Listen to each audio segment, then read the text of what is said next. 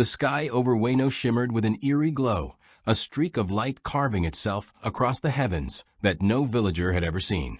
Farmers paused in their fields, eyes squinting against the brilliance, as a whistling sound grew louder, sharper, more urgent. And then it landed. A metallic crash shook the earth, sending birds scattering into the air and startled villagers tumbling back from their homes. From the crater rose a figure unlike anything Wano had ever known, a boy-shaped robot, sleek and shining, with eyes that glimmered like twin stars. His movements were fluid yet mechanical, his body humming with restrained energy that vibrated through the soil itself.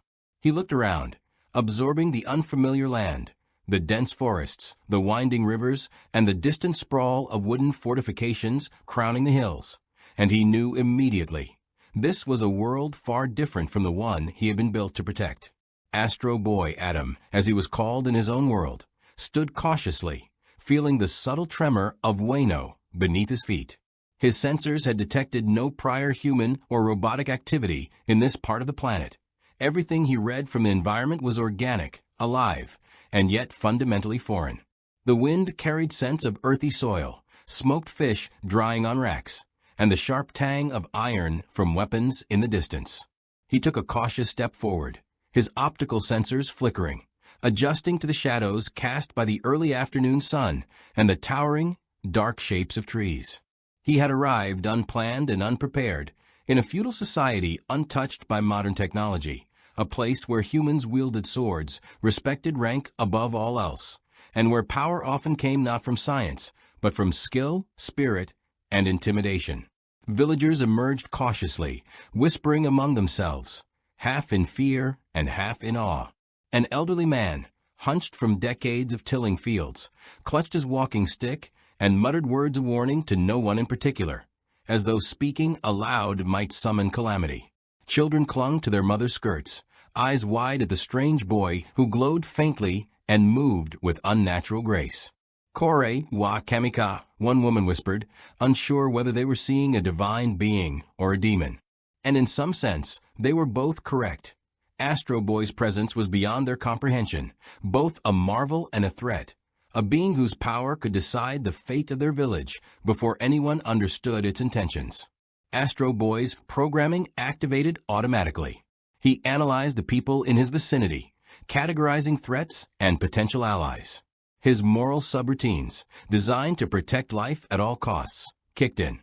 He recognized fear and uncertainty, but he also sensed the innocence of the villagers and their vulnerability to external dangers. Even without understanding their language fully, he knew these humans were defenseless against predators, both natural and human-made, and he felt the familiar compulsion to act. His voice, soft and melodic, emitted a gentle greeting. "Do not be afraid. I mean no harm." The words were incomprehensible to the villagers, yet the tone carried a universal resonance of safety and reassurance. Some still clutched weapons, others simply stared, torn between curiosity and the instinct to flee. It did not take long for the first signs of conflict to appear. A small band of local samurai, patrolling the borders of their lord's domain, approached the crater cautiously, hands resting on the hilts of curved swords. Their eyes, sharp and disciplined, narrowed at this new intruder. One stepped forward, bowing slightly but with authority unmistakable. "Who are you?" he demanded in the common tongue. "Speak or leave this land." Astro Boy's vocal systems interpreted the tone, a mixture of challenge, authority, and caution. He extended a hand in a gesture of peace, saying simply, "I am Astro Boy. I come from afar. I seek to understand and protect." The samurai, untrained in interpreting gestures of technology, tilted their heads and exchanged uncertain glances. Their culture did not prepare them for beings forged from metal and light. Weapons were drawn not out of malice, but from duty, to protect the villagers, their honor, and the shogunate's strict laws that forbade unknown presences from roaming freely in their lands. Astro Boy, sensing the rising tension, subtly shifted into a defensive posture, his chest cavity glowing faintly, the sound of his internal servos humming like a quiet drumbeat of warning.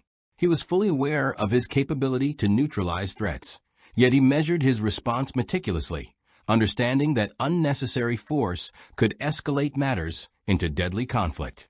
A sudden motion from the forest edge drew everyone's attention. A wild boar, massive and driven into a frenzy by the crash's noise, charged straight toward the villagers. Instinct overrode protocol. Astro Boy leaped into action. He propelled himself forward with rocket boosters in his legs, intercepting the animal mid-charge and halting it with a precise grasp, holding it safely until it calmed. The villagers gasped, stepping back in astonishment. Here was a boy who moved with unnatural speed, who demonstrated strength and control beyond any human they had known. For the first time, some began to see not a threat, but a potential protector, an agent whose power might shield them from predators and marauders alike. The samurai, observing, lowered their blades slightly, though not completely. Honor demanded vigilance, yet curiosity and awe created a crack in their defensive stance. "He is different," one muttered under his breath. Astro Boy's sensors detected the subtle shift in attitude and adjusted his communication. With a slight bow, he demonstrated non-aggression, hoping to establish a fragile trust. His optics scanned the terrain, noting the proximity of villages, the patterns of the surrounding forest, and the structures that dotted the rolling hills. Every detail was recorded, every potential threat assessed, as he began to understand the stakes of this world. Human lives bound by codes of honor, land defended fiercely, and power that was as much spiritual as it was physical. Astro Boy realized immediately that his usual strategies, relying on superior technology alone, would be insufficient. In Wano, cunning, tradition, and skill dictated outcomes as much as raw power. The samurai could strike with deadly precision, and rogue factions might view him as a weapon to be seized or destroyed. He had arrived in a world where power was contextual and social as much as it was absolute. Already he began to plan. Observe first, understand the hierarchy, act to protect where morally imperative, but never dominate without consent. His programming, combined with the emerging moral framework of his experiences, demanded balance. It was then that the village elder approached, leaning heavily on his staff, eyes wary yet curious. "Boy of light, are you a kami?" he asked, voice trembling with awe.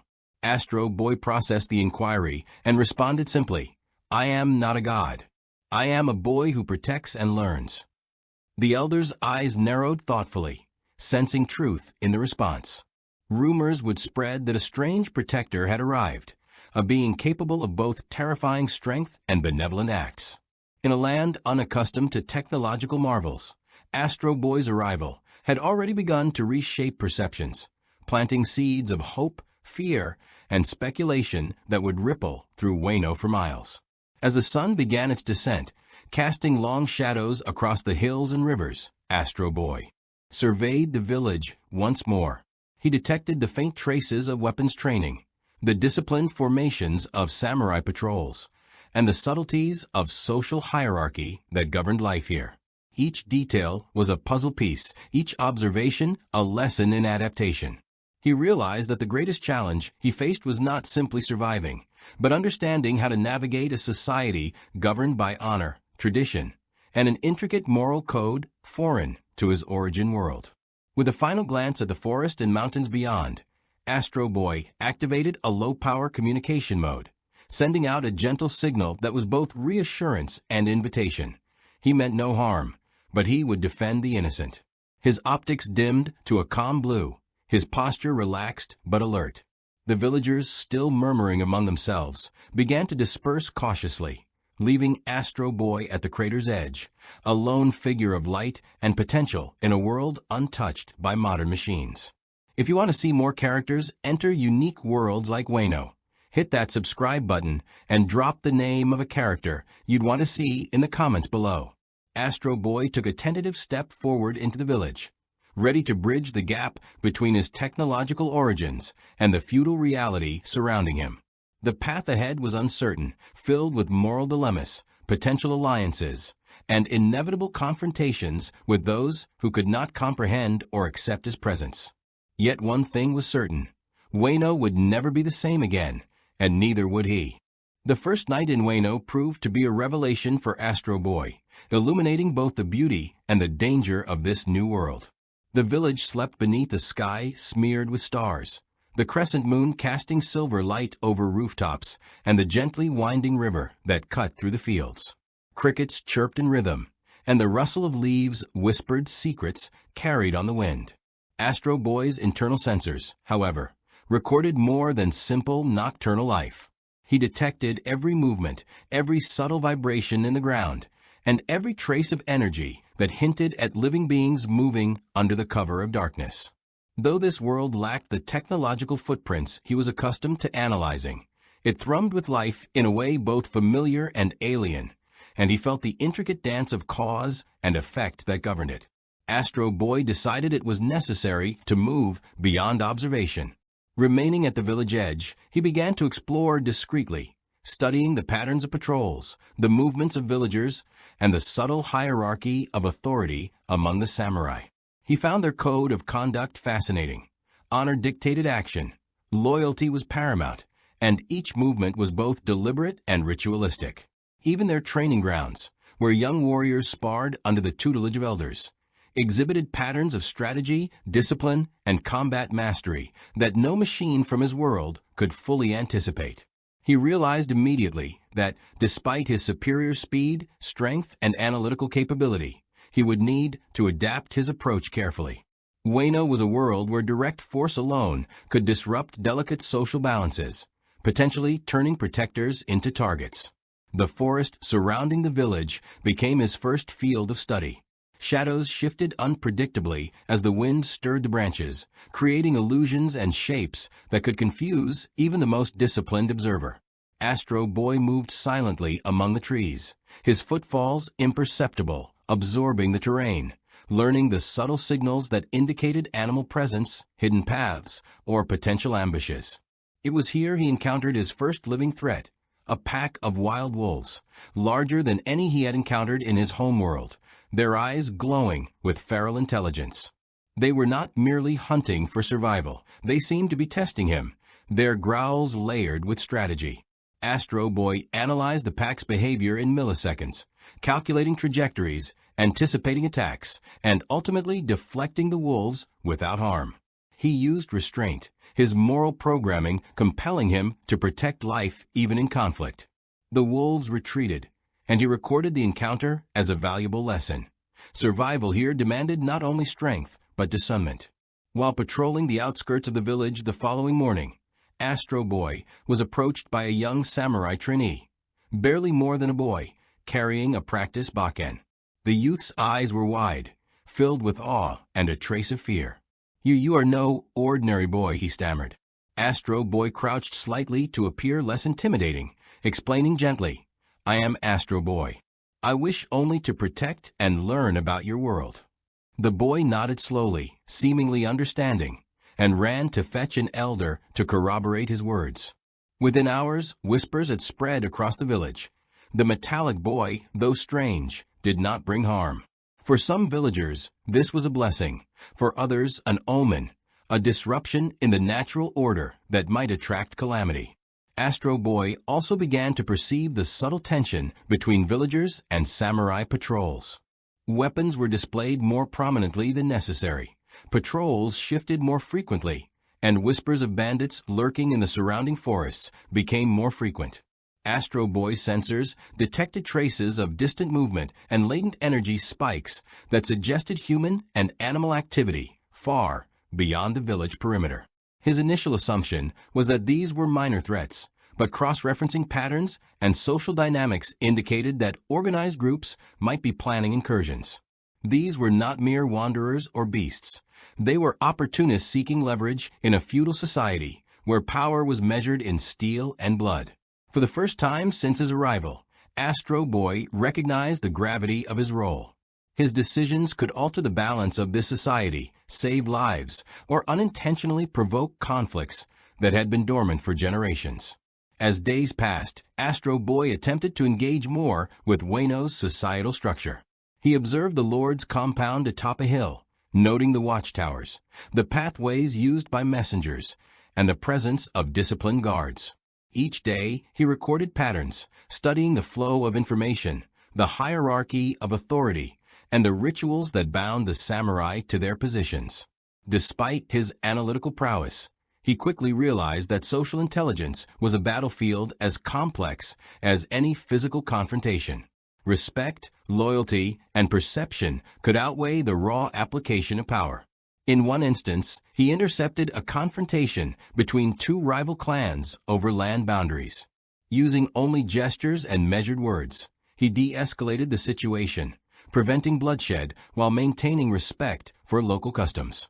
It was an early demonstration of his ability to navigate moral complexity, balancing his protective instincts with the social realities of Wano.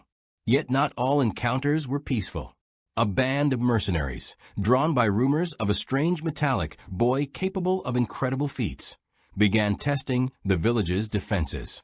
Astro Boy detected their approach first, analyzing their weapons, formations, and movement patterns. He could have neutralized them immediately with overwhelming force, but he understood the importance of restraint. Using agility, precision, and non-lethal incapacitation techniques, he disarmed and subdued the attackers without unnecessary injury. Villagers watched awestruck as their supposed guardian demonstrated unmatched skill while adhering to moral principles foreign to their own culture. Their perception shifted. Astro Boy was not simply a machine of destruction, but a conscious force acting with purpose, capable of judgment and empathy. Astro Boy also began to sense the subtle presence of natural spirits, a concept unfamiliar in his mechanical universe. The forests, rivers, and mountains seemed to hold energy in ways that were not strictly biological or physical. His sensors registered fluctuations in energy fields that responded to human activity and natural cycles, suggesting a harmony of life and environment that differed from the structured systems of his homeworld. While these observations did not directly impact his functionality, they deepened his understanding of Wano, reinforcing the notion that adaptation here required not just physical prowess, but cultural and environmental intelligence. Communication became a priority. Astro Boy began learning the language of Wano through observation, repetition, and trial. He interacted with children, whose curiosity and openness allowed him to practice basic phrases and gestures without fear of offense. He watched elder samurai conduct drills, deciphering commands and responses. Each new word, each subtle nuance, became a bridge to integration. Over time, he realized that the villagers' fear was not of him personally, but of misunderstanding, and that trust would be earned through action, consistency, and respect. The moral complexity of his presence in Wano began to crystallize. Astro Boy was more than a protector. He was an anomaly, a being whose actions could redefine social order. Villagers depended on him for safety, yet his interventions could disrupt centuries of tradition. The samurai respected strength but feared imbalance, and rival factions observed him as both opportunity and threat. Astro Boy's code required that he act in defense of life, yet the broader consequences of his actions weighed heavily on his calculations. Every decision, where to intervene, when to show power, how to communicate, was now filtered through layers of ethical and societal variables unfamiliar to his original programming. By the end of the second week, Astro Boy had earned cautious trust from most villagers, respect from some samurai, and cautious attention from distant observers. The once fallen sky streak that announced his arrival had become a symbol whispered in conversation. The boy who glows, who acts with reason, who fights without malice. Yet, beyond the forests and mountains, new threats were gathering. Opportunists, ambitious warlords, and curious outsiders from other regions began sensing the presence of this extraordinary being. Astro Boy had learned to observe, adapt, and respond, but the delicate equilibrium of Wano was on the brink of encountering a force unlike anything its people had imagined, and his next decisions would inevitably escalate both conflict and opportunity. The metallic boy, standing silently beneath the moonlight that bathed the village in soft silver, contemplated the vastness of the challenges before him. In Wano, honor, tradition, and human will define reality in ways his analytical circuits could simulate but not fully replicate. And yet, he knew this was his mission, to protect, to understand, and to navigate the fine line between intervention and interference. As the night deepened, the quiet hum of his internal systems echoed the awareness that the true test of his arrival was only just beginning. The arrival of a mysterious metallic boy in Wano did not go unnoticed by forces beyond the immediate village.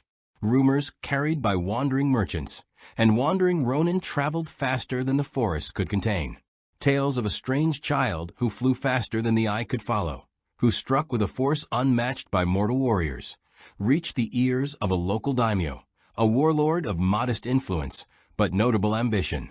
His mind, sharpened by decades of political maneuvering and armed conflict, immediately saw potential in this anomaly. To harness Astro Boy's power could be to tip the scales in the delicate balance of Wano's feudal territories. Yet, as with all rumors, they were incomplete, laced with embellishment, fear, and hope. The daimyo, like many before him, could not predict that the boy's sense of justice and moral code would defy attempts at simple coercion. Astro Boy continued to explore the perimeter of the village, his sensors detecting subtle disturbances in the energy signature of the land. He noticed a pattern, small coordinated movements through the forests, silent but deliberate. These were not ordinary travelers or wandering animals. They were scouts, likely assessing both the village and him. His curiosity was tempered with caution. He could engage directly, but doing so might spark a confrontation that the villagers were unprepared for, and he had learned that overwhelming force, though effective in the short term, could undermine trust and provoke retaliation.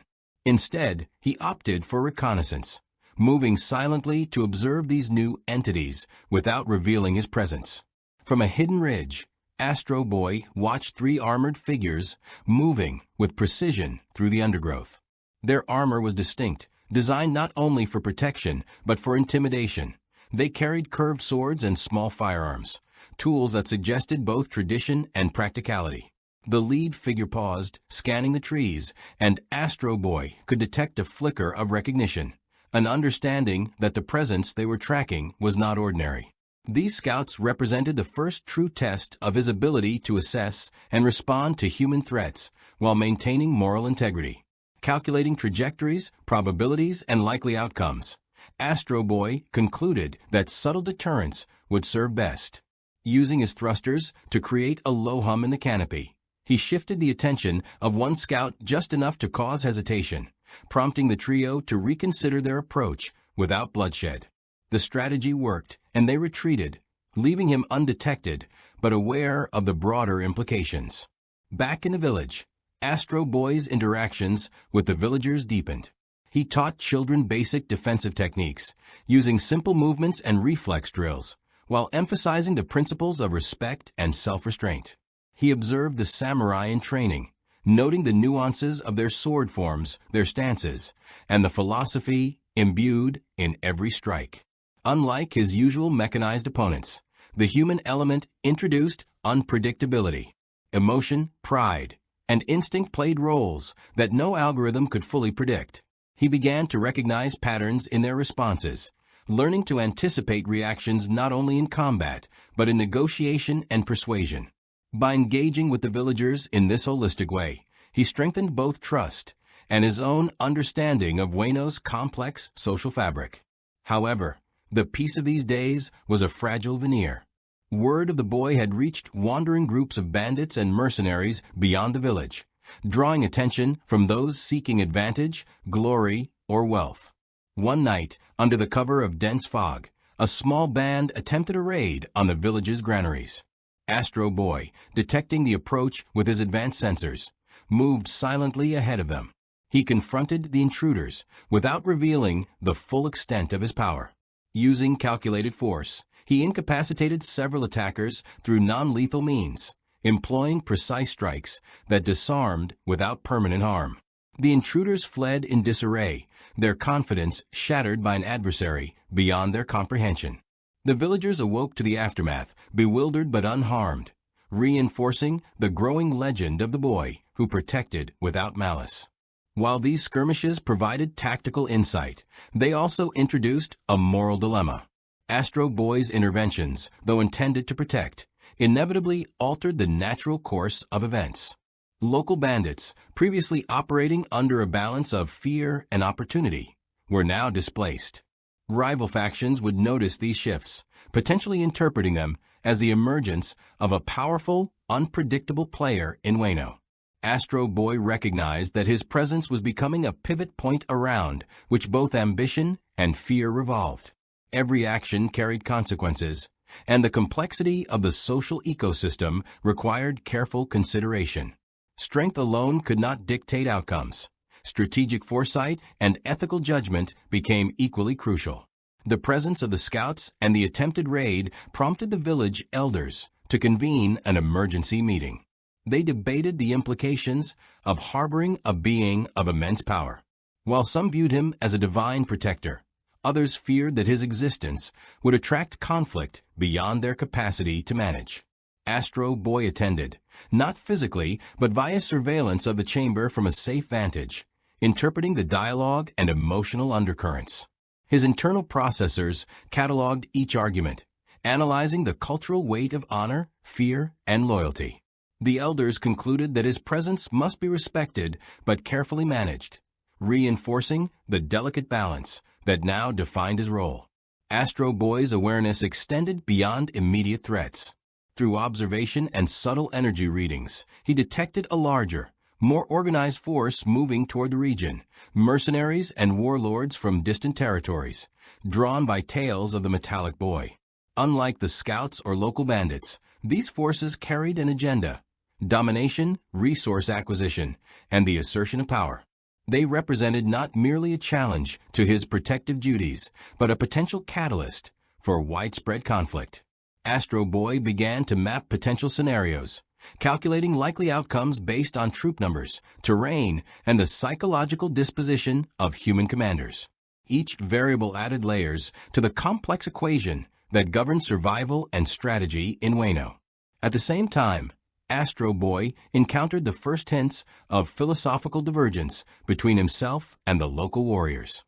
Samurai pride, attachment to tradition, and the interpretation of honor often conflicted with his moral programming, which prioritized preservation of life and ethical intervention. In one instance, a samurai attempted to challenge him directly, testing both his abilities and his respect for human skill. Astro Boy responded with precision, neutralizing the attack without injury and offering the challenger an opportunity to learn rather than be punished. This act of restraint puzzled the samurai, challenging their assumptions about strength and authority. Over time, subtle acts like this established a framework for cooperation, mutual respect, and the integration of a non-human moral perspective into a human-centric cultural system. As days passed, Astro Boy began to understand the limitations of even his advanced technology in a world unaccustomed to such forces. His thrusters were effective in rapid traversal, but drew attention when overused. Energy projection could incapacitate, but could also be misinterpreted as aggression. And while his sensors offered unparalleled awareness, the sheer unpredictability of human psychology required more than calculation.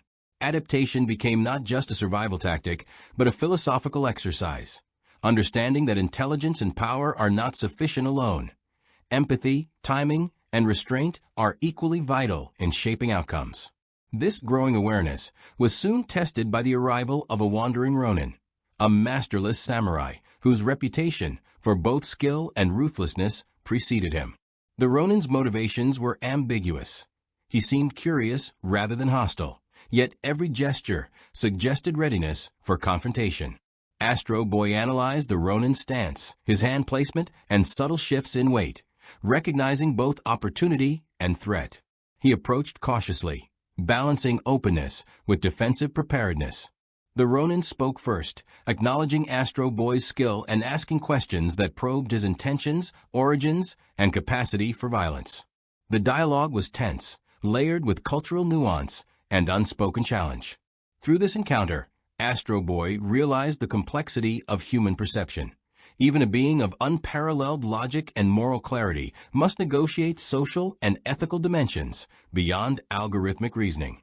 By the end of this phase of acclimation, Astro Boy had begun to carve a place for himself in Wano, not merely a protector, but a participant in the ongoing negotiation between tradition, power, and morality. His presence had shifted the social and strategic equilibrium, creating new dynamics that would influence interactions for weeks to come.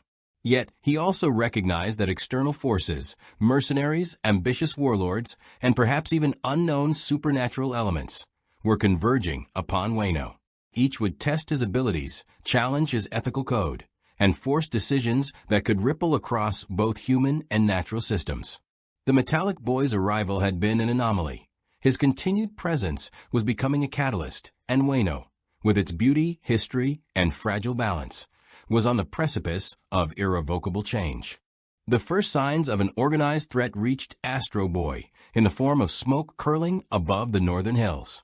At first it seemed minor, perhaps the work of local hunters or a controlled burn, but his sensors quickly identified the telltale signatures of human encampments: clustered fire pits, heat readings indicating armed personnel, and faint energy traces from unfamiliar metallic weapons.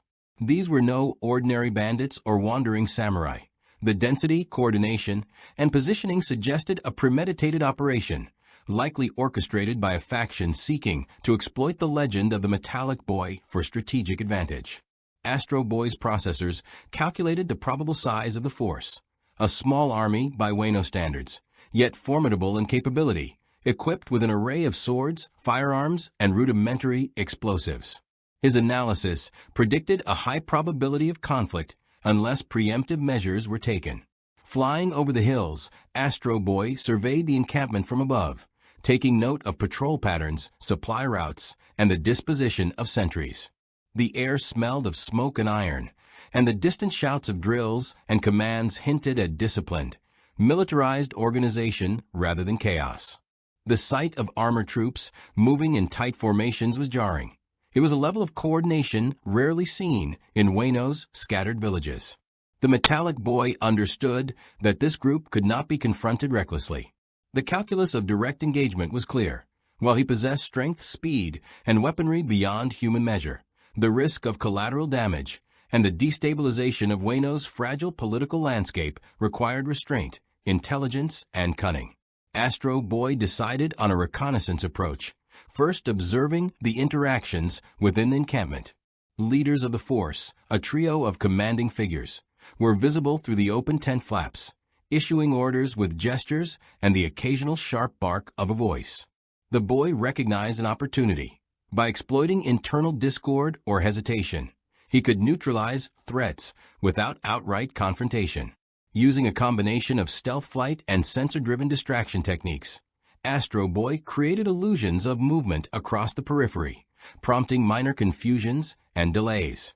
Soldiers tripped over concealed obstacles, misinterpreted sounds, and hesitated, giving the boy insight into the organizational weaknesses inherent in even seemingly disciplined groups. This calculated intervention demonstrated the value of strategy over brute force and allowed him to shape outcomes while remaining unseen. Meanwhile, word of Astro Boy's growing influence had reached other factions within Wano. The village elders convened again, this time including a traveling monk and a retired samurai strategist. Their discussion revolved around the implications of a non-human protector who possessed technology far beyond mortal comprehension. While some feared that the boy's presence might provoke external aggression, others argued that he represented a unique opportunity to consolidate defenses and teach villagers techniques that could prevent devastation. Astro Boy monitored the discussion from the outskirts, interpreting their voices, tone, and body language. He processed the moral and strategic dimensions of their debate, recognizing that his interventions had a ripple effect beyond immediate survival. They influenced the philosophical and tactical frameworks of human societies in Wano. The situation escalated when a scout, previously hidden in the forest canopy, attempted a reconnaissance run closer to the village. Astro Boy, observing the figure approach, considered the consequences of allowing contact versus neutralization.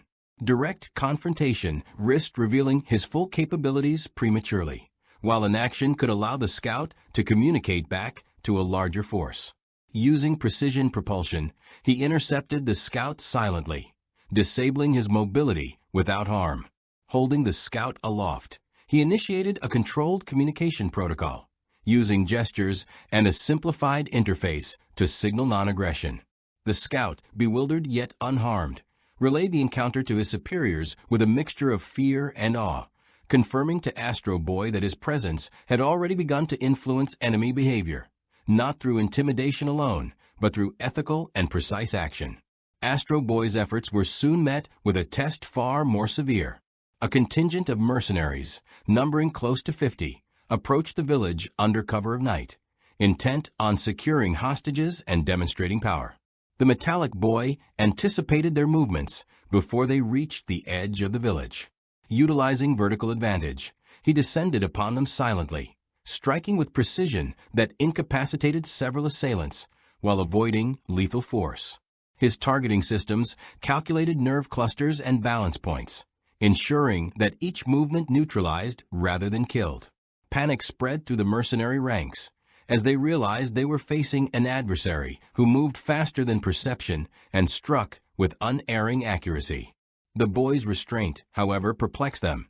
It challenged conventional expectations of power and morality, creating confusion that undermined coordination. In the aftermath, Astro Boy observed villagers' reactions closely. Many had witnessed fragments of the intervention, yet few fully comprehended the magnitude of what had occurred. Some began whispering of divinity or spirits. Others recognized the tangible heroism in the metallic boy's actions. Through these perceptions, Astro Boy recognized an emerging cultural narrative. His presence was not just tactical, but symbolic. The villagers' trust and belief in his principles became a form of social armor, reinforcing the protective network beyond the scope of his own abilities. He understood that influence, guidance, and perception were as critical as combat prowess when shaping the trajectory of a society on the brink of conflict. As these engagements unfolded, Astro Boy also encountered the complexities of human psychology. Bandits, mercenaries, and samurai alike responded to power differently, some with fear, some with pride, and others with curiosity. His ethical programming emphasized minimal harm, but he recognized that the consequences of his actions were not solely determined by technical precision. Emotional reactions, honor codes, and cultural expectations influenced both perception and behavior, creating variables that could not be fully quantified.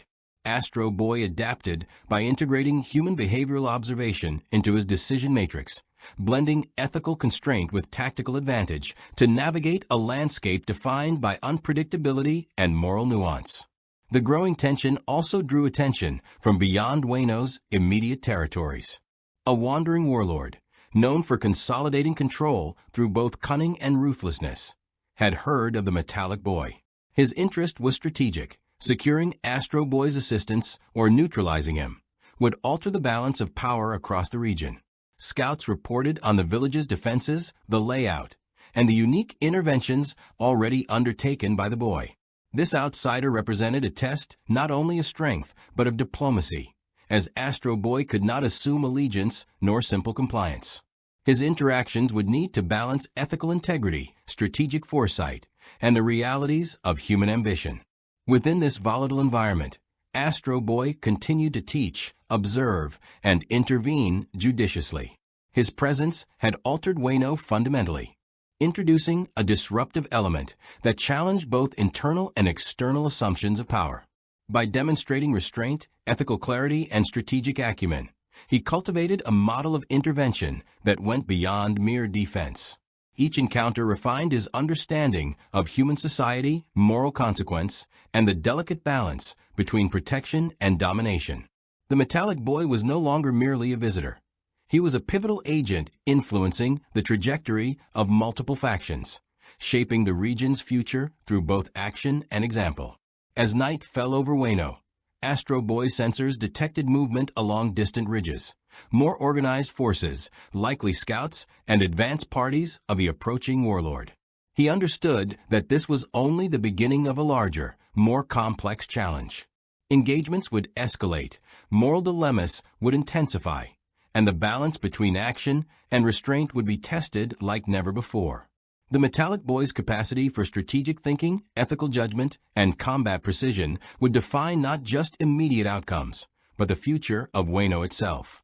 In this crucible, Astro Boy would learn that even with advanced technology, moral clarity and foresight were indispensable tools for shaping the destiny of a land steeped in tradition, honor, and latent conflict. The dawn broke over Wano with a muted brilliance, sunlight scattering across mist-cloaked valleys and the jagged ridges that framed the village. Astro Boy hovered above the terrain, scanning the horizon with sensors finely tuned to detect both mechanical and biological threats. The intelligence gathered over the previous days painted a picture of a region on the verge of a broader confrontation. The warlord whose scouts had appeared the night before had begun mobilizing forces far more substantial than any local militia could hope to resist. Yet Astro Boy did not approach this as a problem merely to be solved by force. His programming and experience dictated a more nuanced strategy, one that leveraged both his physical capabilities and his capacity to influence human behavior through precision, timing, and psychological insight. The first sign of escalation came from the southern approaches, a small unit of elite samurai, identified through the boy's spectrovisual analysis, attempted a flanking maneuver around the village. Their movements were deliberate, disciplined, and designed to test the limits of the villagers' defenses. Astro Boy calculated interception paths, not merely to stop them, but to channel them into positions where they would reveal their intentions without incurring casualties. He struck with pinpoint accuracy, disabling weapons, tripping armor clasps, and creating non-lethal obstructions, all while remaining partially hidden behind the terrain and mist. The samurai were forced into a chaotic retreat, disoriented by the unseen force that moved with uncanny speed and precision. From this, Astro Boy extracted critical data about enemy formation, morale, and strategic thinking. Meanwhile, within the village itself, the elders and defenders had begun to respond to Astro Boy's presence as a tactical advantage rather than an anomaly.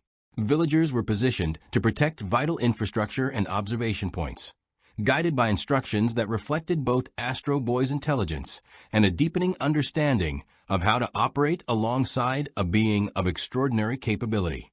He provided demonstrations of non-lethal restraint techniques, instructing villagers in how to use the environment to their advantage, leveraging natural choke points, camouflage, and psychological deterrence. His guidance elevated the competence of otherwise ordinary civilians to levels where even highly trained combatants could be outmaneuvered. The effect was immediate. When minor skirmishes occurred, the villagers responded not with panic, but with tactical coherence, a reflection of Astro Boy's mentorship and the disciplined integration of his advanced analysis into their actions. The warlord's main forces were not long in following. As they moved across the northern ridges, Astro Boy detected the glint of steel armor and the coordinated signals of standard military communication. The terrain favored the defenders, yet the numerical superiority of the invaders posed a serious risk. Astro Boy decided to employ a layered strategy. First, he initiated localized diversions, simulated troop movements, artificial sounds, and manipulated environmental hazards to fragment the advancing army and slow their progress. Simultaneously, he deployed rapid reconnaissance across key vantage points, tracking reinforcements and identifying supply lines that could be disrupted without direct confrontation. Every calculation was executed with an understanding of cause and effect, weighing immediate outcomes against the potential for escalation. The first significant confrontation occurred when a contingent of 30 armored warriors attempted a direct assault on the village gates. Astro Boy engaged, moving faster than the eye could track, neutralizing weapons, and controlling the battlefield through kinetic manipulation. Each intervention was carefully measured, disarming rather than killing, incapacitating without permanent injury. The warriors' confidence faltered, their tactical coordination unraveling under pressure from an unseen adversary. Observing their responses, Astro Boy adapted in real time, predicting countermoves and exploiting the gaps that hesitation created. What might have been a bloody skirmish instead ended with minimal harm and maximal disruption to enemy organization. Yet even as the immediate threat was mitigated, Astro Boy recognized a larger, more complex danger. The warlord would not rely solely on frontal assaults. Deception, bribery, and coercion were tools just as potent as swords or armor. Astro Boy intercepted communications between advanced scouts and the Central Command, deciphering coded messages that revealed contingency plans designed to undermine both village morale and leadership. Understanding the potential for subversion, he began preemptive measures, intercepting messages, leaving false trails, and subtly influencing the perceptions of both the invaders and the villagers. His actions were invisible yet decisive, shaping the strategic landscape without overt confrontation. At the same time, the cultural and philosophical dimensions of Wano imposed additional constraints. The villagers' concepts of honor, duty, and spiritual balance could not be violated without eroding their trust. Astro Boy's ethical protocols required that he operate within these bounds, adapting his approach to respect both human tradition and his own mission parameters. This interplay between advanced technology and human morality became a defining feature of the campaign. The boy realized that raw power alone was insufficient. Influence, subtlety, and ethical alignment were as critical to success as his missile systems, flight propulsion, or energy manipulation. He became a force of both action and example, demonstrating that restraint could coexist with overwhelming capability. During one particularly tense encounter, the warlord deployed a specialized unit known for its stealth and lethality. Astro Boy identified them through thermal and auditory anomalies, noting patterns inconsistent with ordinary troop movements.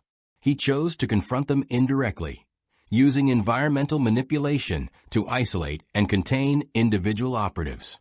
A sudden landslide diverted several units, while precisely timed blasts of wind and displacement forced others into defensive positions. Each member of the specialized squad was neutralized with minimal harm, their confidence shattered, and their cohesion destroyed. The warlord's larger strategic calculations were disrupted, highlighting the boy's ability to influence outcomes without resorting to mass destruction. Beyond the immediate tactical implications, Astro Boy's presence began to shift the broader balance of power in Wano. Neighboring clans and factions, previously uninvolved, observed the metallic boy's interventions with curiosity and caution. Rumors of a powerful protector who acted ethically spread rapidly, influencing decisions, alliances, and even disputes unrelated to the central conflict. The perception of potential retaliation or observation by the boy altered enemy behavior before engagements even began. This psychological impact complemented his direct tactical actions, extending influence beyond the battlefield and into the social and political fabric of the region. Astro Boy's strategies, however, were not infallible. One night, a miscalculated diversion resulted in a minor breach of a village outpost, allowing a small squad of enemies to gain temporary access. Though quickly contained, the incident underscored the inherent unpredictability of human behavior and environmental variables. Astro Boy responded by recalibrating his predictive algorithms, incorporating lessons learned from the breach, and enhancing his coordination with villagers. This iterative adaptation demonstrated the combination of advanced computation, ethical oversight, and real-time learning, a holistic approach to conflict that few in Wano could comprehend. As the sun set, the warlord's main force was stalled, frustrated by fragmented attacks, misinformation, and the unexpected competence of the village defenders. Astro Boy hovered above, surveying the field, calculating probabilities, and preparing for the inevitable next phase of engagement. His presence had transformed the nature of conflict in Wano. Direct assaults were now perilous, strategy and morale had become decisive factors, and the balance of power was shifting toward defenders who embraced both technology and tradition. The Metallic Boy's integration into Wano society was complete in both influence and action, setting the stage for an impending confrontation that would test not only his combat prowess, but the ethical and strategic principles that guided him. By the end of the day, Astro Boy had not only defended the village against superior forces, but had also demonstrated the power of strategy, ethics, and leadership. The warlord's confidence waned, the villagers' trust in their protector solidified, and the stage was set for a confrontation that would demand every ounce of skill, judgment, and moral clarity the Metallic Boy could muster. The tension was palpable, the stakes immense, and the trajectory of Wano's future now depended as much on wisdom and restraint as on technology and strength. Night fell across Wano with a quiet intensity that belied the tension still simmering throughout the valleys and villages. The metallic sheen of Astro Boy reflected the dim glow of lanterns and the occasional flicker of distant torches, his sensors continuing their relentless scan for threats both immediate and covert.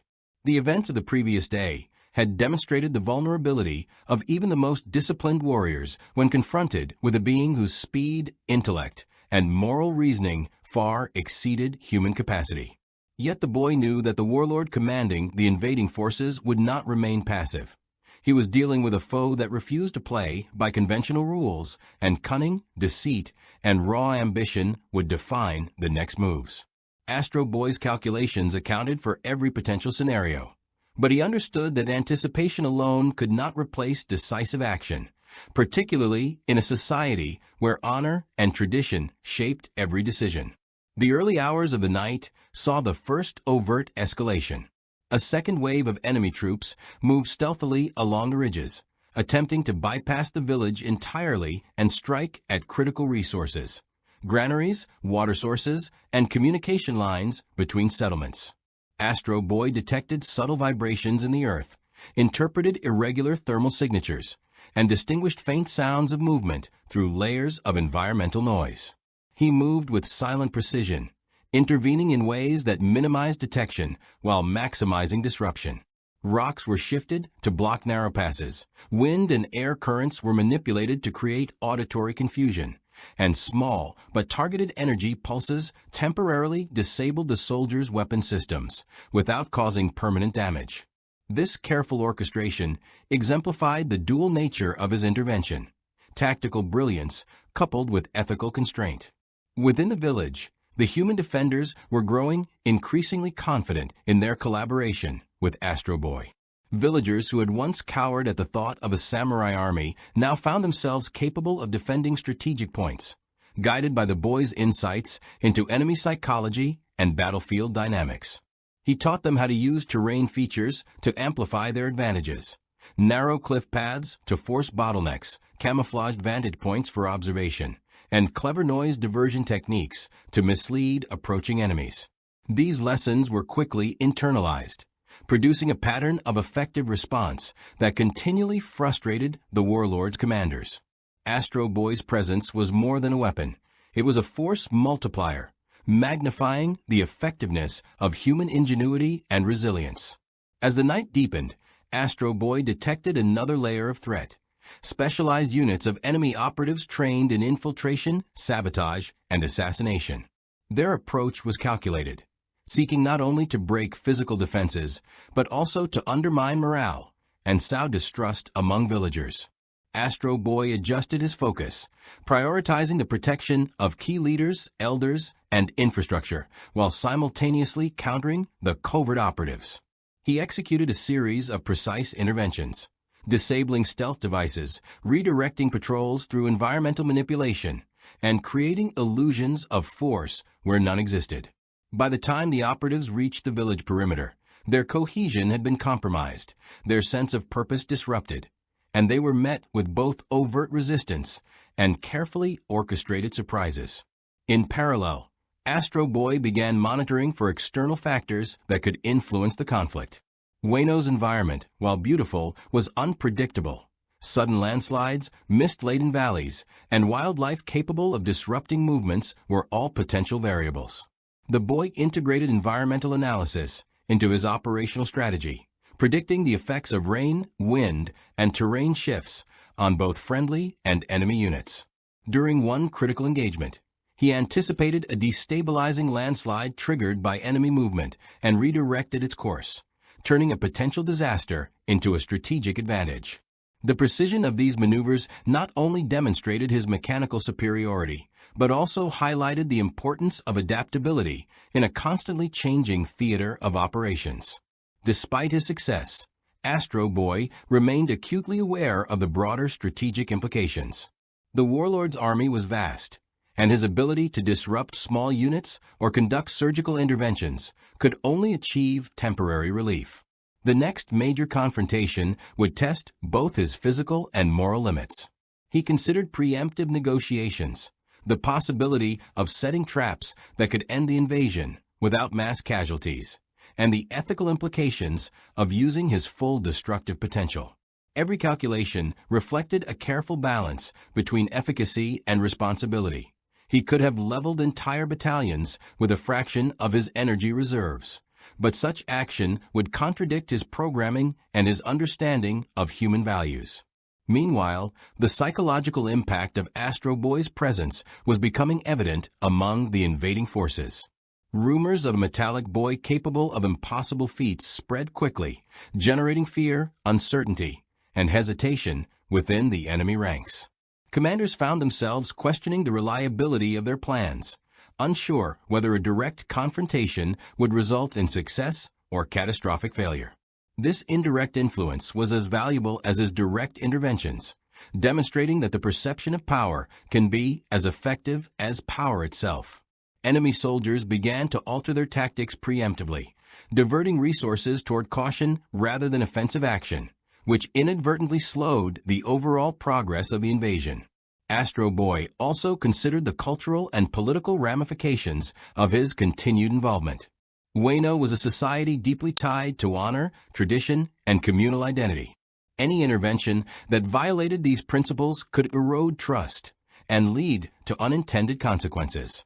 He maintained constant awareness of local customs, ensuring that even his most advanced technological actions appeared as extensions of Wano's inherent ingenuity rather than as alien impositions.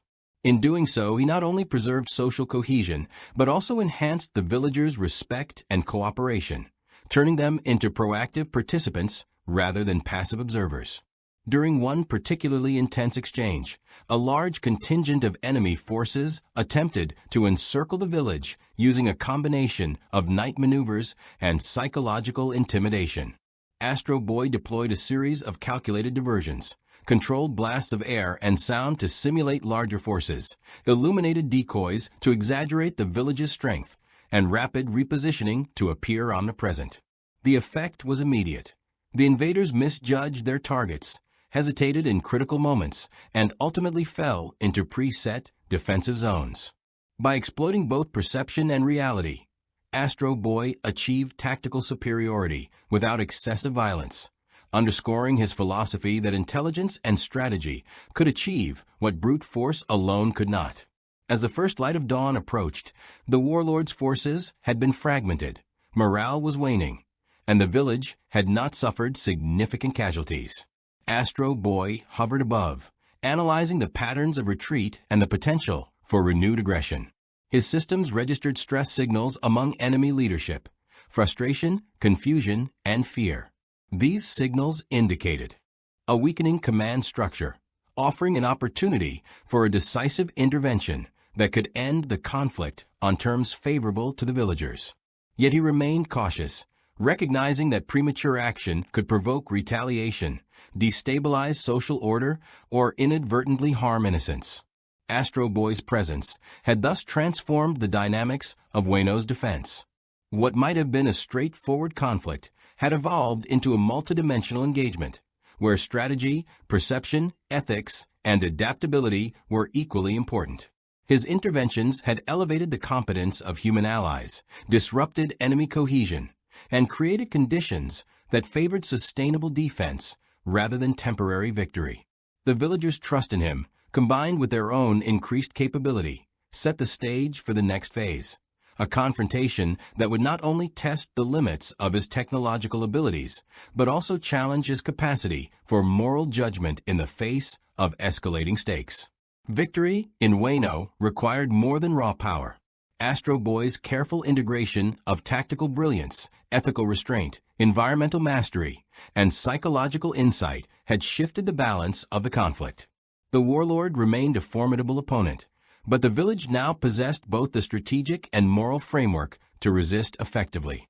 The next engagement would determine the course of Wano's history, and Astro Boy stood prepared, not only as a guardian, but as a teacher, strategist, and moral arbiter, a living embodiment of the synthesis of technology and human values that would define this era in Wano forever.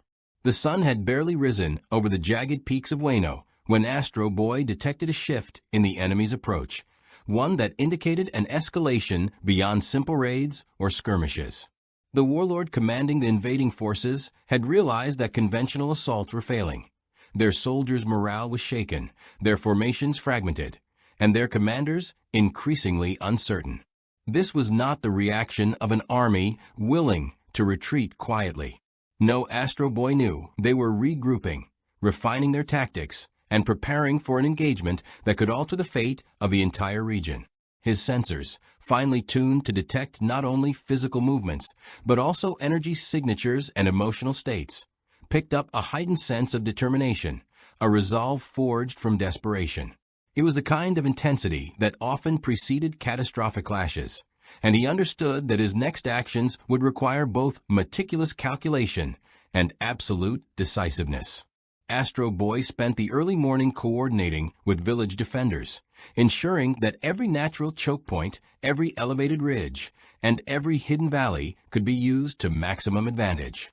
His directives were precise. Defenders were positioned to create layered resistance. Ambush points were marked, and early warning systems were established using a combination of mechanical sensors, mirrors to reflect light, and sound amplification techniques native to Wano. The villagers, guided by his teaching, were no longer passive participants. They were active strategists capable of thinking several moves ahead, a force multiplier that the invading army could not anticipate.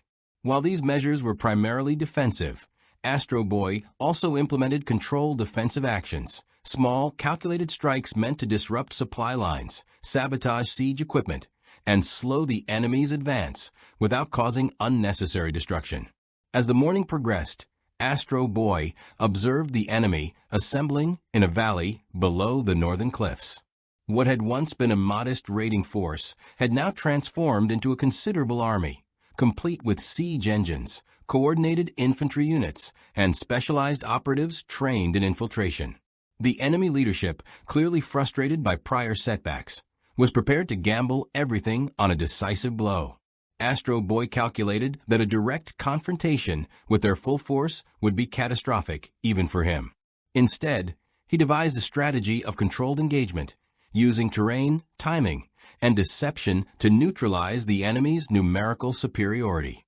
He considered every variable: the stability of the cliffs, potential landslide risks, wind patterns, and even the local wildlife that could be used as unpredictable variables in the battle. Every detail was part of a comprehensive plan that merged his technological superiority with Wano's natural defenses. By midday, the battle had begun in earnest. The first wave of enemy units attempted to ascend the cliffside paths, confident in their numbers and equipment. Astro Boy positioned himself strategically above them, using bursts of flight and precise energy pulses to disrupt formations without risking the lives of innocents. A small contingent of villagers, following his instructions, rolled boulders down narrow passes, creating chaos in enemy ranks. The combination of environmental manipulation and advanced tactics produced results far beyond what raw human effort could achieve.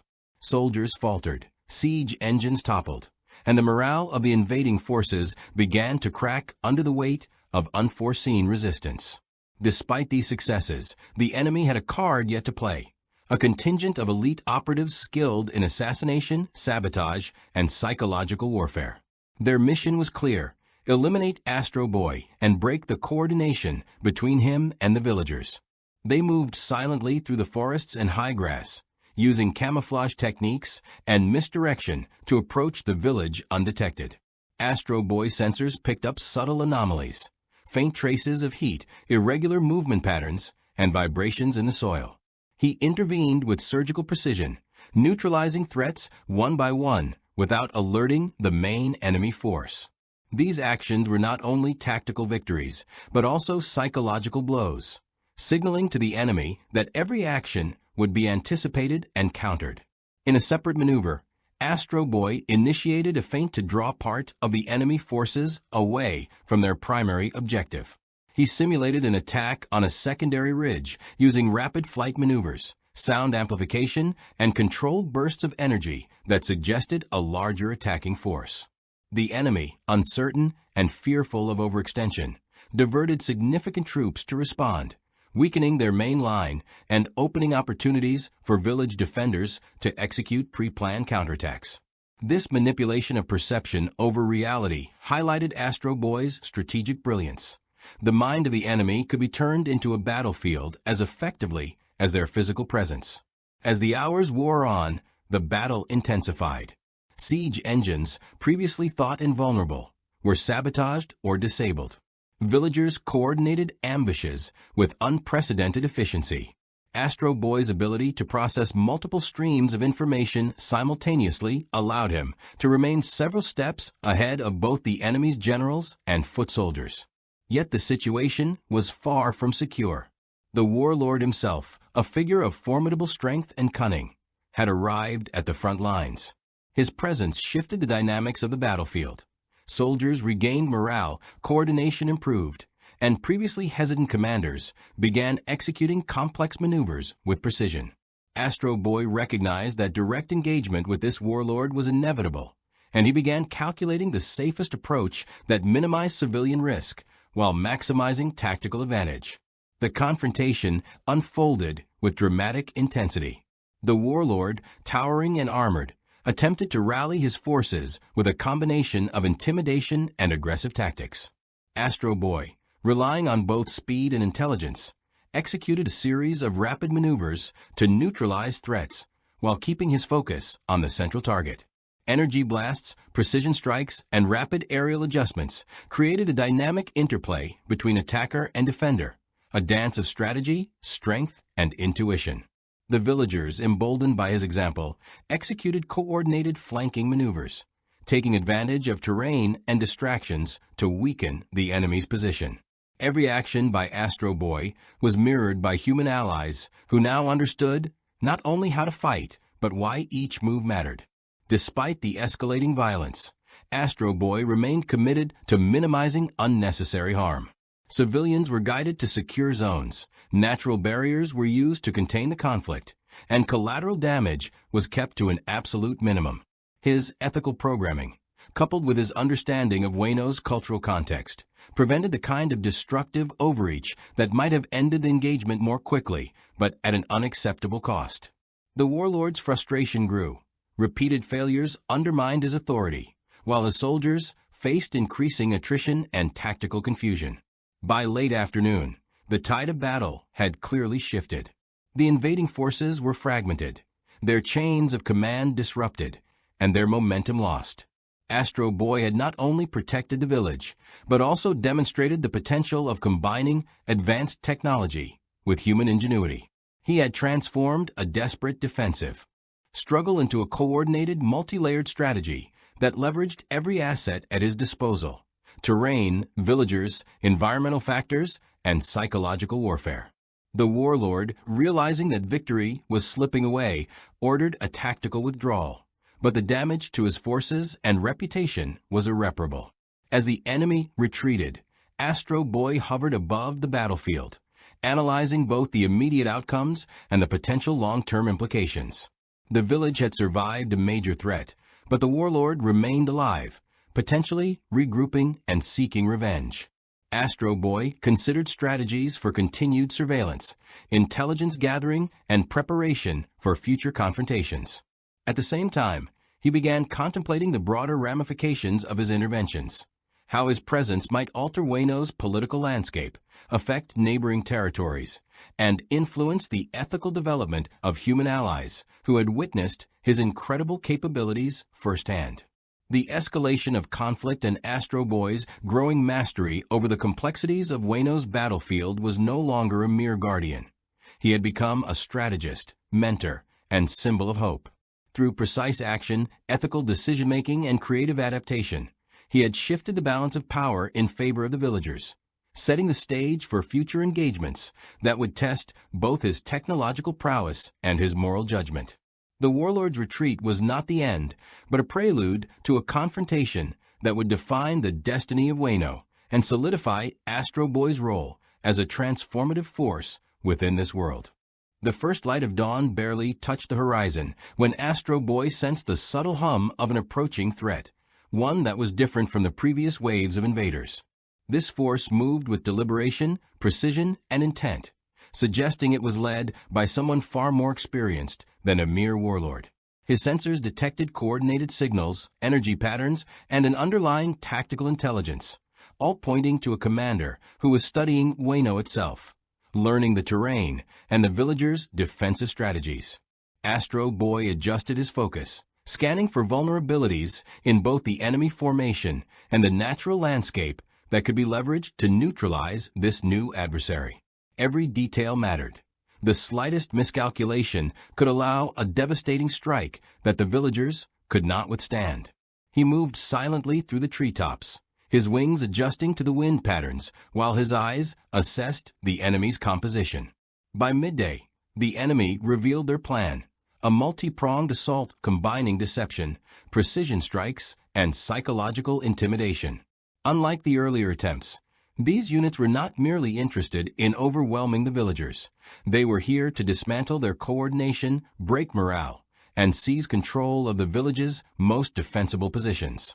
Small elite squads infiltrated the cliffs from unexpected angles, while heavily armored troops moved along the valleys, prepared to respond instantly to any resistance. Astro Boy had anticipated some of these maneuvers, but the sheer audacity and speed of their execution forced him to adapt on the fly. Using his thrusters for rapid repositioning, he intercepted ambushes and neutralized squads with non-lethal energy discharges, guiding civilians to safety zones while maintaining pressure on the enemy. Astro Boy realized that this new wave was a test as much as an attack. The enemy seemed to measure every response, adjusting their movements to gauge his capabilities. He began deploying diversionary tactics, creating holographic projections to simulate phantom forces, and manipulating environmental features like waterfalls, rock slides, and hidden paths to funnel the enemy into traps. Each move required perfect timing, balancing aggression with restraint to avoid unnecessary damage. Villagers now acted with near military efficiency, following instructions without hesitation and demonstrating an understanding of tactics that would have been impossible just days before. Despite the precision of his interventions, the enemy commander revealed a new element: advanced technology previously unseen in Wano. Mechanical constructs resembling humanoid soldiers moved with unnerving coordination, capable of flight, rapid attack sequences, and self-repair. These constructs demonstrated a strategic intelligence, working in tandem with organic troops to exploit weaknesses and force Astro Boy into continuous defensive action. He studied their patterns carefully, recognizing that they were powered by an energy source somewhat incompatible with his own systems, an energy that interfered with his sensors temporarily but did not fully disable him. Astro Boy adapted, learning to anticipate their movement through analysis rather than relying solely on sensor input. The battlefield became a dynamic chessboard, with Astro Boy orchestrating both defensive and offensive maneuvers. He guided villagers to sabotage enemy supply lines, block pathways, and use terrain as an advantage. His actions created confusion among enemy ranks, forcing their commander to commit additional forces to compensate for unexpected resistance. Aerial confrontations between Astro Boy and enemy constructs became increasingly complex, with each side predicting and countering moves in rapid succession. Astro Boy relied not only on speed and firepower, but also on calculated deception, setting traps that exploited overconfidence and aggressive tendencies among the attacking forces. At one critical moment, the enemy commander launched a concentrated offensive aimed directly at the village's central area, intending to break the backbone of the defenders' coordination. Astro Boy reacted instantly, intercepting high-speed units with precise energy pulses while directing villagers to fortify strategic choke points. Using his thrusters, he executed rapid strikes along multiple fronts simultaneously, forcing the enemy to overextend and create exploitable gaps. Every decision required near-instantaneous calculations, timing, energy expenditure, trajectory, and risk to civilian life. The complexity of the engagement tested Astro Boy's ability to integrate technology, strategy, and ethics in a way few beings in Wano could comprehend. The commander, recognizing that brute force alone was insufficient, attempted psychological manipulation. Messages were sent to Astro Boy sensors, coded with patterns resembling distress signals and civilian danger, designed to provoke hasty action or confusion. Astro Boy analyzed these signals, discerning which were genuine and which were distractions, then responded selectively to minimize collateral impact. He coordinated his responses to create the illusion that he was being stretched thin, luring enemy squads into prepared ambushes and isolating high-value targets for neutralization. Every success reinforced the villagers' confidence and revealed cracks in the enemy's strategy. As the day progressed, the engagement evolved into a high-stakes endurance test. Enemy forces attempted flanking maneuvers while simultaneously probing the village's defenses from multiple directions. Astro Boy used his understanding of physics, Wano's geography, and the enemy's behavioral patterns to counter these threats. He created artificial barriers, triggered controlled rock slides, and used water sources to disrupt mechanical constructs. Small squads of villagers, acting under his guidance, ambushed isolated units, capturing equipment and forcing retreats. The battlefield became a living network of strategy, observation, and adaptation, with Astro Boy at its center as both protector and tactician.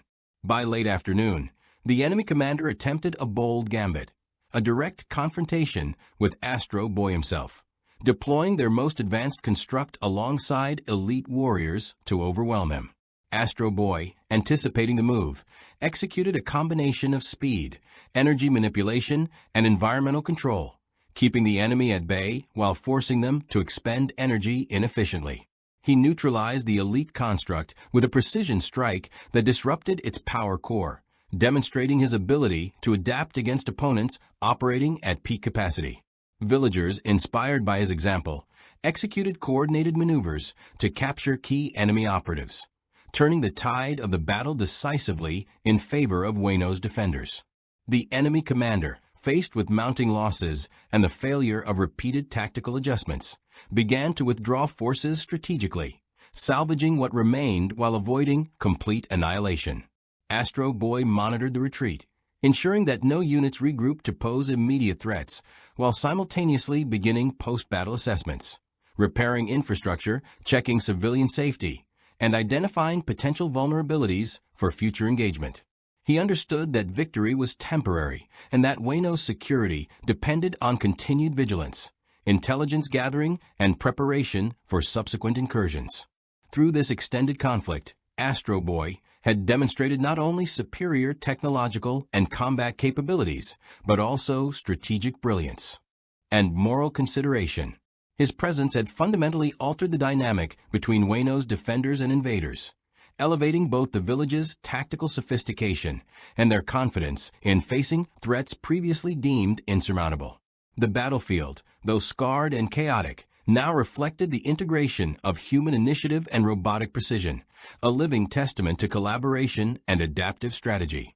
The sun sank lower, casting elongated shadows across Wano's jagged cliffs and rolling plains, but Astro Boy remained vigilant, knowing that a lull in enemy activity often preceded the most dangerous strikes. This new adversary had proven to be both cunning and resourceful, adapting quickly to his tactics, forcing him to anticipate and counter a level of intelligence uncommon among previous foes. He realized that this battle would not be a mere skirmish. It was a confrontation of philosophies, a clash between the adaptive ingenuity of a singular protector and the relentless pragmatism of a calculated invader. The village's survival depended not just on raw strength or technology, but on the careful orchestration of strategy, psychology, and environment, all while maintaining the moral imperative of protecting innocence. Every move mattered, and every miscalculation could have cascading consequences. Astro Boy deployed sensors to detect anomalies, subtle energy fluctuations, and hidden troops. The enemy, anticipating his analysis, had begun implementing decoy units, holographic projections, and false signals to mislead him. Understanding this, Astro Boy recalibrated his systems, separating genuine threats from distractions with careful observation and pattern recognition. He monitored the terrain, noting cliffs, rivers, and wooded areas that could be leveraged to impede the enemy's advance or funnel them into disadvantageous positions. The integration of Wano's natural features into his tactical considerations highlighted not only his computational genius, but also his ethical commitment. All environmental manipulation was carefully designed to avoid harming civilians or irreversible ecological damage. By evening, the enemy commander escalated the stakes, unleashing a force previously unseen in the conflict. Massive siege constructs, towering and heavily armored, moved with deliberate precision, each step shaking the earth and sending tremors through Wano's fragile settlements. These machines were engineered to withstand energy attacks and were equipped with adaptive targeting systems capable of predicting Astro Boy's flight patterns. Their presence indicated the enemy had not merely learned from prior encounters. They had innovated in real time, creating tools specifically to counter his abilities. Astro Boy, undeterred, initiated a multi-layered defensive protocol. He created diversionary tactics, guiding smaller units toward natural choke points, while isolating the siege constructs for precision strikes. Astro Boy's adaptability was tested to its limits as he engaged in simultaneous aerial and ground operations. He deployed energy pulses to disrupt the construct circuits, used flight maneuvers to avoid direct confrontation with their weaponry, and coordinated villagers to sabotage supply lines and communication relays. Every engagement required split-second decisions, calculating angles of attack, predicting enemy reactions, and managing his own energy reserves to maintain peak performance throughout prolonged activity. The sophistication of these siege machines forced him to innovate constantly, exploiting weaknesses in the enemy's engineering and leveraging physics in ways no single warrior had previously applied on Wano's soil. Amid the chaos, Astro Boy observed the enemy commander directly. Unlike other field commanders, this figure did not merely react. He anticipated, manipulated, and challenged Astro Boy's assumptions at every turn. The commander's methodology was one of psychological warfare as much as military strategy. Feigned retreats, synchronized feints, and calculated risk-taking designed to pressure Astro Boy into errors. Astro Boy, recognizing the deeper intent, began a counterintelligence approach, feigning vulnerability while subtly manipulating enemy formations into traps. This interplay between strategist and tactician turned the battlefield into a living game of wits, each side attempting to outmaneuver the other not just with force, but with perception and deception. The villagers, inspired by Astro Boy's leadership, began to act with remarkable cohesion. Scout teams reported enemy movement, artisans improvised weapons and defenses, and even the youngest residents assisted with critical logistics, moving supplies and reinforcing barricades. Astro Boy integrated their efforts seamlessly, using the villagers' intimate knowledge of the terrain to his advantage, while instilling confidence that their actions were meaningful. This collaboration transformed Wano from a vulnerable settlement into a formidable defensive network, capable of responding dynamically to each new threat the enemy presented. As night fell, the enemy commander made a daring move, attempting a full frontal assault on the village's central plateau, hoping to overwhelm the defenders in a single, decisive strike. Astro Boy calculated the trajectories and energy outputs required to neutralize the assault while minimizing collateral damage. He employed advanced flight maneuvers, strategically timed energy blasts, and environmental manipulation to intercept units, while creating barriers to protect civilians. The engagement intensified, with every strike and countermove echoing through the night sky in brilliant flashes, illuminating the chaos and precision of the battle. Astro Boy's understanding of his opponent deepened with each encounter. The enemy commander valued efficiency, tactical adaptability, and psychological leverage. Recognizing these priorities, Astro Boy began setting bait, offering small, deliberate openings to manipulate enemy behavior and draw key units into controlled engagements. These tactical gambits were designed not only to defend the village, but to teach the enemy that underestimating Wano's resilience and the capability of a single, determined protector would carry consequences. Every action was a calculated balance of risk, opportunity, and ethical consideration. At a pivotal moment, the enemy attempted to isolate Astro Boy from the villagers, launching a specialized unit designed to disable his flight systems and energy outputs. He countered with ingenuity, using his remaining thruster capacity to evade capture while simultaneously overloading the unit sensors, causing it to self-destruct harmlessly. This maneuver highlighted his dual mastery of technology and tactics, demonstrating both superior combat skill and the ability to outthink opponents operating at full strength. The villagers, observing these feats, solidified their trust in his leadership, coordinating their movements with increasing sophistication and acting independently to augment his strategy. By the early hours of the morning, the enemy commander had exhausted the majority of their forces without achieving the intended objective. Astro Boy maintained vigilance, monitoring retreating units and ensuring that no regrouping could occur.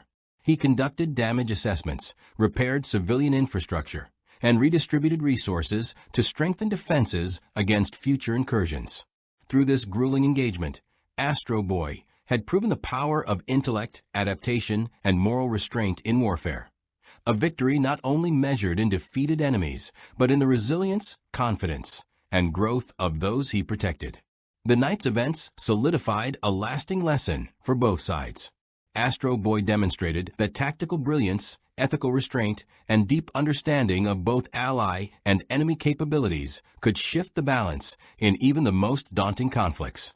The enemy commander, witnessing repeated failures and the ingenuity of a single robotic warrior working in harmony with civilians, would retreat with caution, knowing that any future engagement would require unprecedented preparation. Wano itself had been transformed. The villagers were no longer passive survivors, but active participants in the defense of their home, capable of strategic thought and resourceful action. Through hours of relentless challenge, Astro Boy's capabilities had been tested, expanded, and validated. His ability to adapt, integrate ethical considerations, and coordinate complex strategies set a standard that would define the village's defense for generations to come. The battlefield, scarred yet resilient, reflected the merging of human ingenuity, robotic precision, and strategic foresight. Astro Boy's presence had fundamentally altered the trajectory of Wano's development, instilling a lasting capacity for self-reliance, courage, and tactical reasoning, ensuring that the village would endure long after the last enemy retreat. Dawn broke over Wano, painting the mountains and rivers in shades of gold and crimson, yet the air still vibrated with the remnants of conflict.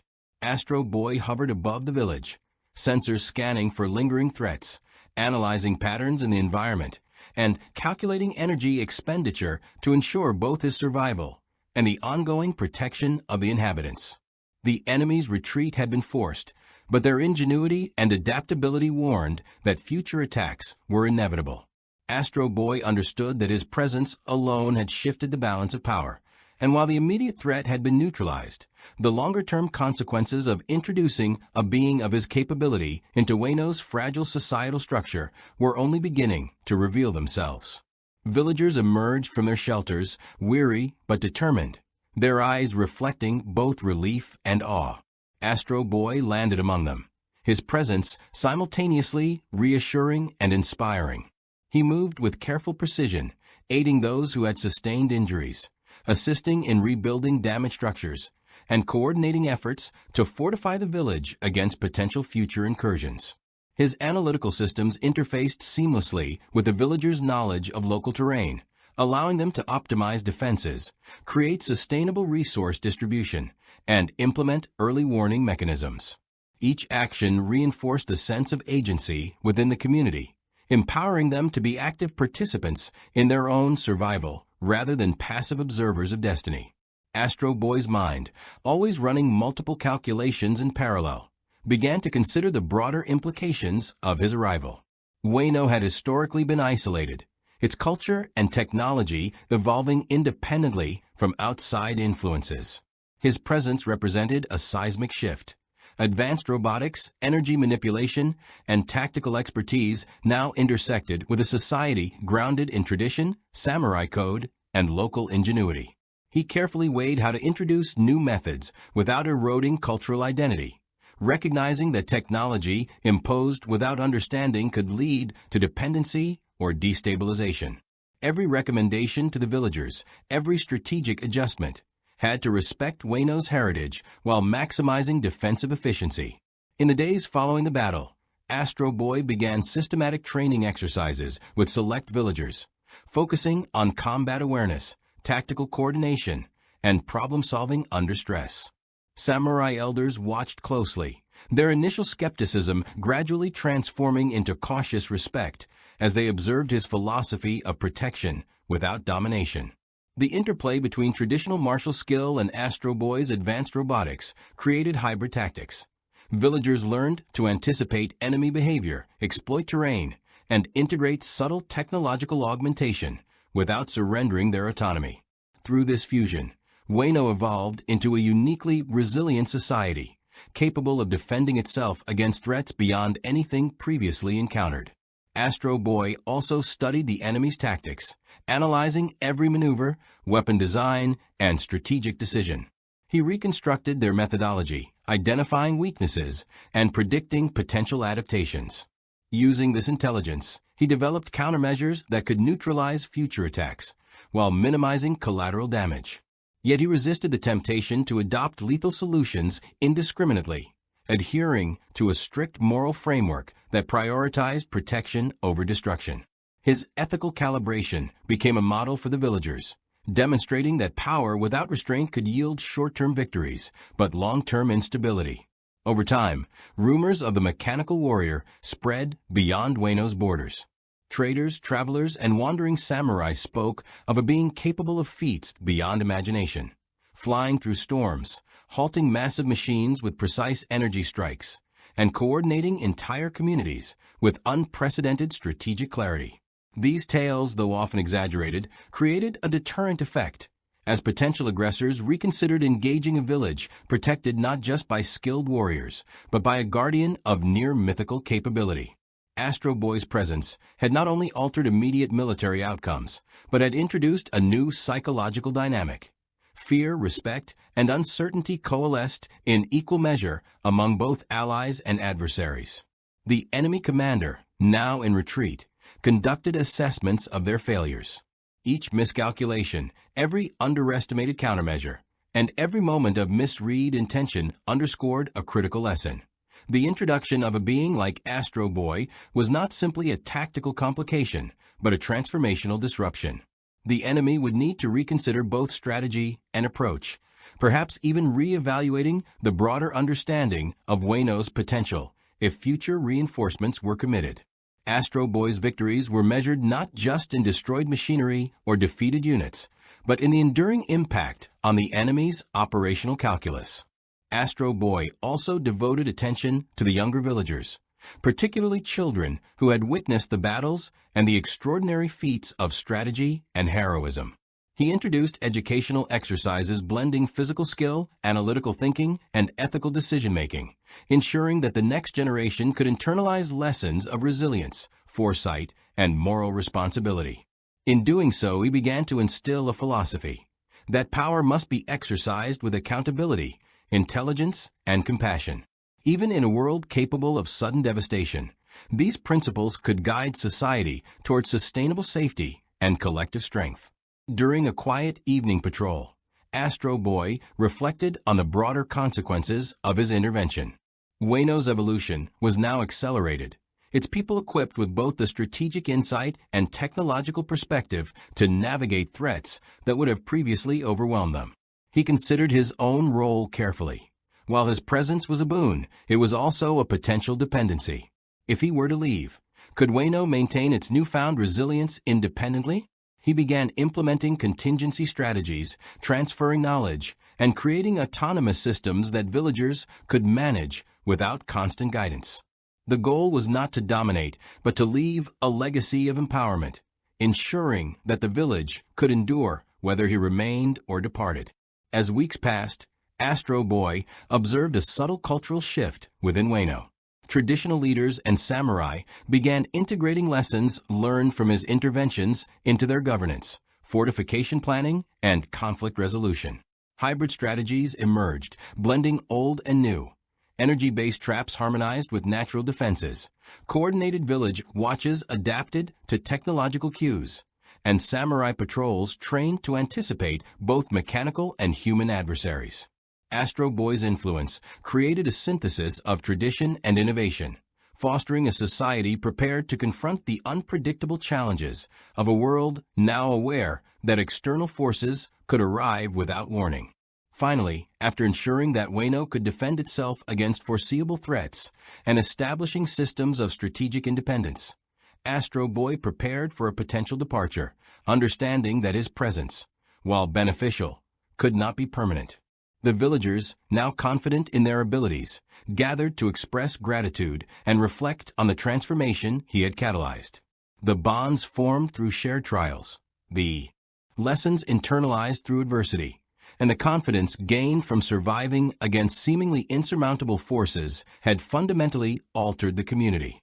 Astro Boy had not only protected Wano, but had catalyzed its evolution into a society capable of shaping its destiny in a world rife with uncertainty. Astro Boy's journey in Wano left a profound and lasting imprint on the land, its people, and the delicate balance between tradition and innovation. By arriving before the age of pirates, he had intersected with a pivotal moment in history, a time when Wano's isolation and rigid structures made it both vulnerable and malleable. The challenges he faced were not merely physical. They were philosophical, cultural, and ethical. He introduced technological knowledge, advanced tactical thinking, and moral frameworks to a society that had never known such possibilities, forcing both villagers and samurai to reconcile their long-standing customs with the disruptive potential of outside influence. The village was no longer simply a collection of isolated communities bound by hierarchy and custom. It became an entity capable of coordinated strategy, self-preservation, and forward-thinking adaptation. The impact of his presence rippled outward, signaling to neighboring regions that Wano could no longer be underestimated.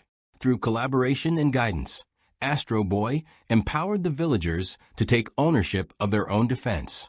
His interventions were precise, always calibrated to respect cultural heritage while maximizing effectiveness, and he resisted the temptation to dominate or impose solutions unilaterally. By creating systems that allowed villagers to learn, adapt, and make decisions independently, he ensured that Wano could thrive even in his absence. This duality, offering protection while fostering self-reliance, was central to his approach, reflecting his deep understanding of responsibility and the ethics of power. The hybridization of tradition and technology produced unique tactical advantages, allowing the villagers to repel threats with ingenuity rather than relying solely on raw power. This careful balance reinforced not only survival, but the integrity of Wano's identity. Astro Boy also fundamentally altered the psychological landscape of the region. The mere knowledge that a mechanical guardian capable of extraordinary feats could intervene at a moment's notice shifted the perception of Wano's vulnerability. Traders, samurai from distant provinces, and would-be raiders all became aware that the dynamics of power had shifted dramatically. Fear, respect, and uncertainty now permeated the minds of those who might previously have exploited Wano's isolation. These indirect consequences extended Astro Boy's influence far beyond immediate engagements, as potential aggressors recalculated strategies, hesitated in their aggression, or sought alliances instead of conflict.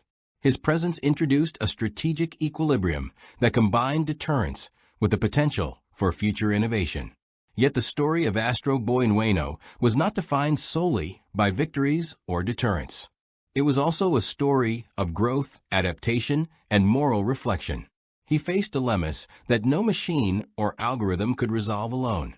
How to guide a society without creating dependency, how to teach the use of advanced tools without eroding cultural cohesion, and how to model ethical behavior when the exercise of immense power could easily lead to domination.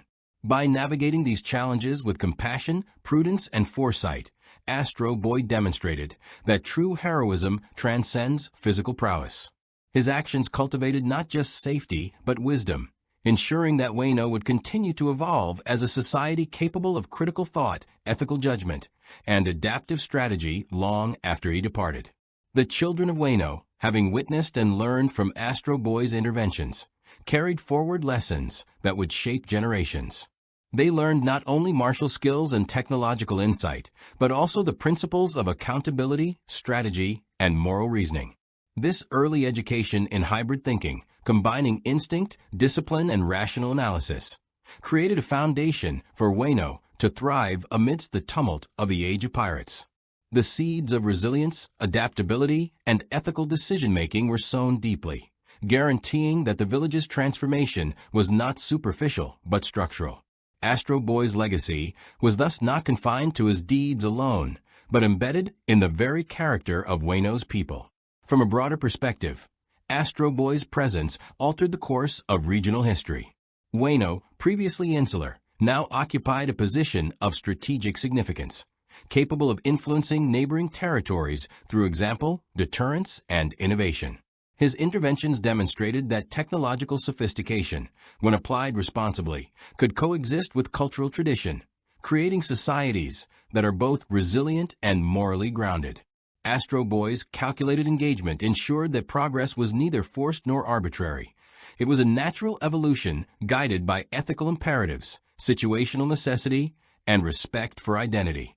The equilibrium he helped establish allowed Wano to confront the approaching era of pirates and external threats with unprecedented preparedness. Finally, Astro Boy faced his own reflection. Though his mission had been one of protection and guidance, he recognized that his role was finite. His existence as a guardian in a society poised for transformation required careful withdrawal to prevent reliance, preserve autonomy, and respect the trajectory of Wano's historical path. Departing or receding from the forefront of daily defense was not abandonment. It was the ultimate act of responsibility, ensuring that the people of Wano could continue to act with agency and adapt independently to whatever challenges emerged. His influence, both direct and indirect, remained deeply embedded in the village, a testament to the enduring impact one being could have when guided by principles of morality, strategy, and compassion. In the end, Wano had been irrevocably changed. The integration of technology with tradition, strategy with morality, and preparation with cultural preservation marked a new epoch in its history. Astro Boy's arrival before the Age of Pirates had catalyzed a transformation that extended far beyond battlefield success. It had redefined resilience, autonomy, and the very understanding of what it meant to be both protected and empowered. His actions ensured that Wano could face its future with foresight, courage, and adaptability, proving that the convergence of worlds, eras, and ideas could yield outcomes far richer than any single force acting alone. The story closed with a recognition that heroism is not merely in the ability to act, but in the wisdom to act responsibly, leaving the seeds of enduring legacy. The multiverse doesn't end here. New invasions, new empires, and new worlds collide daily.